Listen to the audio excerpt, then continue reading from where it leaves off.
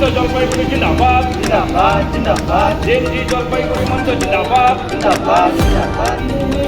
প্রতিনিয়ত আমরা দেখছি যে পেট্রোল, ডিজেল এবং গ্যাসের দাম হু করে বেড়ে চলেছে।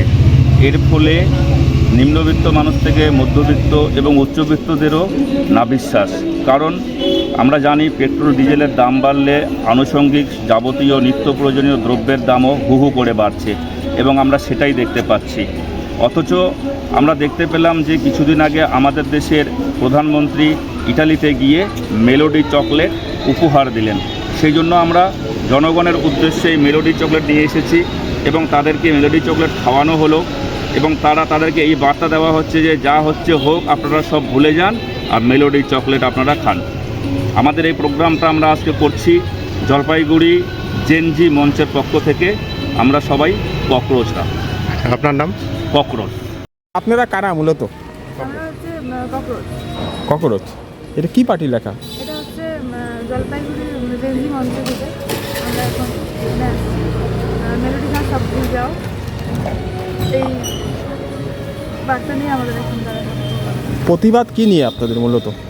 আমাদের মূলত প্রতিবাদ হলো পেট্রোলের দাম বাড়ছে এই নিয়ে। আপনাদের এর পরবর্তী কর্মসূচি কী হবে?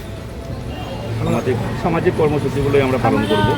পরবর্তীতে আমাদের সামাজিক কর্মসূচি সচেতনতামূলক কর্মসূচি আমরা পালন করব আগামীতে। কী নাম? ককরোচ। কখনো কী করতে তোমরা? মানে আজকে কি হলো? আজকে কি কারণে এখানে আসা?